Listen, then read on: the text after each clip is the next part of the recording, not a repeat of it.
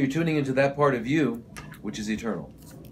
That part of you that is, remember we talked about that, the rhythm of life, the fundamental rhythms. So like if we look at the cosmos, we find out that there are black holes that are sucking up galaxies at a tremendous rate. And then we also know that there are supernovas that are spewing out galaxies at a tremendous rate. So we've got them all around the universe. So the universe is also in a constant state of flux. It's that ebb and flow. And it's the same rhythm that exists in the oceans. It's that same rhythm of the heartbeat.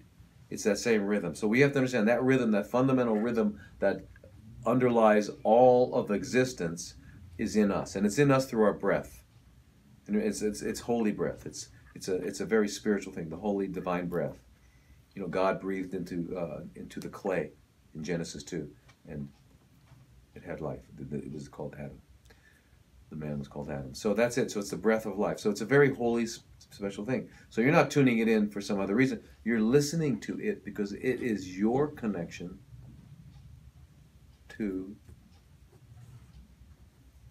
your divine heritage. So you're listening to it. You learn how to apply it. You've had knowledge for the day. You've exercised. You've slept well. You've done all that. And now you're going to have the willpower to eat right.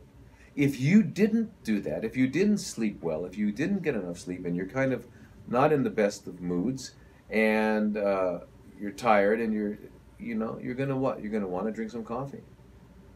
And man, if I'm going to have some coffee, I might as well have a piece of toast or a donut. I mean, and then it goes on from there. I'm just saying, and you're much more likely to not be able to have the willpower and the strength to do what you know would be in your best interest. Okay? But when you're feeling wonderful, you just read, you exercise, yeah, I can make it past Winchell's. I can make it past Dunkin Donuts. Easy, no problem. Big Mac, don't need it. So anyway, that's kind of a prescription how to do it, but you can see that so also, now you realize that in relationships too, when you get it, now you're going to get home and you're going to see your spouse, and instead of having a short temper and little tolerance and the lack of compassion for their day, you'll have it.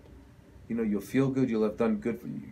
But if you come in, you're all wound up from your day and you're cranky and you got stressed out many times, you're going to run into their stress. You guys don't even meet each other. What's happening is your anger and frustration towards everything else is fighting, and you guys now think you had a fight. You didn't have a fight. You didn't even say hello. You didn't even have a chance to say hello because you brought in his monsters and her monsters, right? So that's it. So it's not fair to your relationship at home, and it's going to go bad as well. And then the same thing's going to go on with your kids. So it all depends on this. It's not just eating right, except that eating right is extremely important. But what else is really important? If I eat really, really good, but I have a bowel movement every 3 days, that's not good. It's not good. So you got to be cleaning out the tube. We have this long tube, starts here, ends there. You got to keep it clean. Every day you got to clean it out and put in good stuff.